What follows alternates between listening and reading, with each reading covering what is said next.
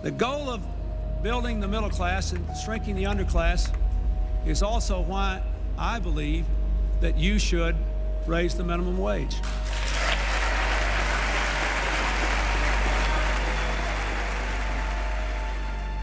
This bill says to the working people of America, if you're willing to take responsibility and go to work, your work will be honored. We're going to honor your commitment to your family. I'm encouraged by the vote in the committees in both houses, including both Republican and Democratic members, to overwhelmingly approve extending permanent normal trade relations with China. If you want a more stable Asia, if you want to maximize the chances of avoiding proliferation of dangerous weapons and a new arms race, a yes is the right vote. Getting into a rules-based system and promoting economic competition will both enhance the march of liberty and law. Increasing access to a market economy increases personal freedom in other ways.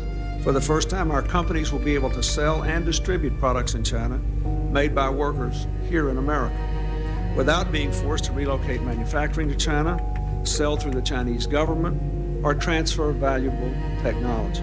We'll be able to export products without exporting jobs. Meanwhile, we'll get valuable new safeguards against any surges of imports from China.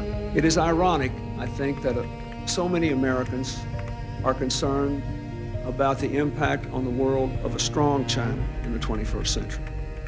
But the danger of a weak China, beset by internal chaos and the old nightmares of disintegration, is also real.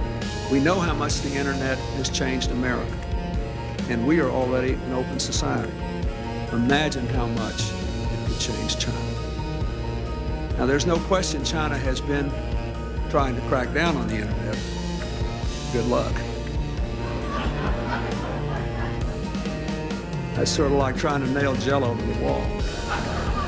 If you believe in a future of greater openness and freedom for the people of China, you ought to be for this agreement.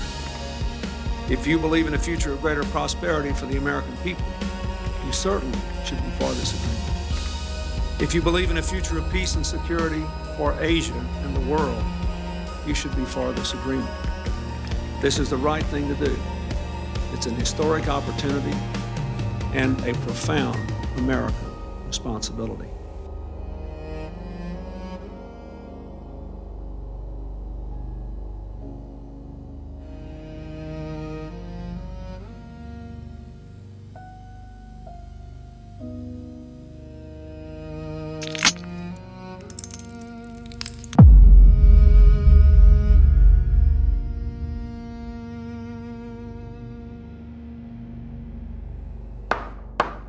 This court of historically incorrect is now in session. The case before us, the people of the American Republic versus President William Jefferson Clinton. Mr. Clinton stands accused of opening the gates to China, granting trade deals and World Trade Organization status that helped move America's factories overseas, built up a rival power, and weakened the long-term strength of the Republic. To put it plain, sir, you helped move America's factories and jobs into the hands of a government that does not share our values, so the big companies could keep their cheap labor, and you could be praised as the man who opened China and kept the boom going. You promised more exports and more jobs for Americans. What we saw was more imports, more hollowed-out towns, and a lot of ribbon cuttings for plants that ended up in someone else's country. You told your people that by trading, China would become more open, more free, more like them. You told them this was the path to peace and a way to tame nuclear dangers in Asia. Gentlemen, with respect, we weren't trying to sell America out. We believed that bringing China into the global trading system would open their markets to our farmers, our workers, our businesses. We saw 1 billion plus consumers and said, if we don't get in there, Europe and Japan will. We'll lose out on exports and jobs. Well, you were obviously dead wrong, weren't you? So here's the real question. Did you knowingly lie to the American people while you were selling this country down the river? Or are you really that naive? Because I have a hard time believing you didn't secretly want to help the communists. That is outrageous. I was working in the era after the Soviet collapse. I supported Boris Yeltsin. I backed reforms in Russia. I was trying to stop communism, not help it. Yeah? And then you turned right around and helped grow the Chinese Communist Party into the same kind of global threat the Soviets used to be. Seems like you learned really well from the Soviet collapse. Not. Okay, let me ask you this. How did you not foresee the unfair advantages that China would have over more developed nations? I mean, you were all for policies that raised employers' costs, and then you allowed a foreign country without those expensive regulations to undercut them. Since we're talking rules, let's talk about the environment. You piled regulations on American companies, then let China compete without anything close to those rules. That doesn't look like saving the planet. That looks like kneecapping your own side. And then there's the Kyoto deal. You were fine with a plan that let so-called developing countries pour out more emissions than developed ones like us. So answer this. Why were you willing to clamp down on American industry while giving China and others a free pass to pollute and undercut us? Developing countries deserve to release more emissions than developed ones. We already built our economies at the cost of the planet we all share. They should be allowed to catch up to us. That's only fair. Aha! There it is. The guilty conscience you dress up as fairness. You want to punish the West for being successful. You really believe this country was built on the backs of the rest of the world, and now it has to pay up. Progress in those countries wasn't held back by us. We opened markets, built trade, and gave other nations chances they were never on track to reach on their own. No wonder you want to help the communists.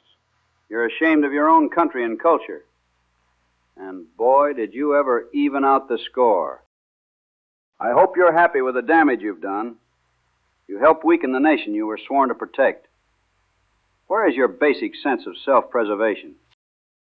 The trial is not over, but I already pronounce you a traitor to your country.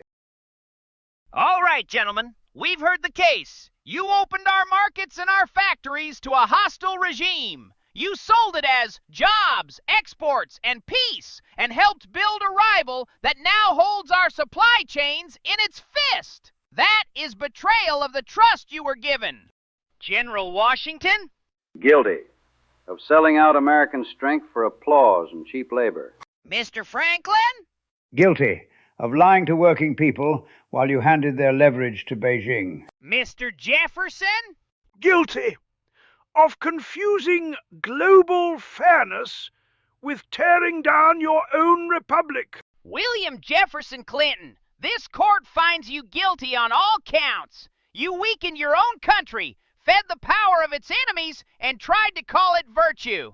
You are hereby sentenced to the stocks in the public square of the American mind. Let every citizen who lost a job, every town that lost a factory, and every child who will face the world you helped create see you there and remember what you did.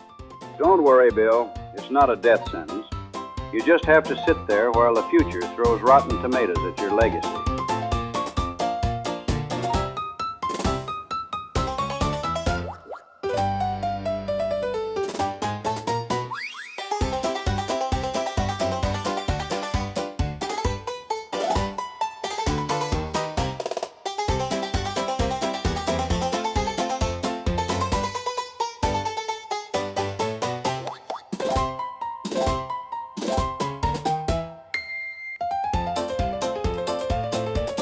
Please, get me out of here.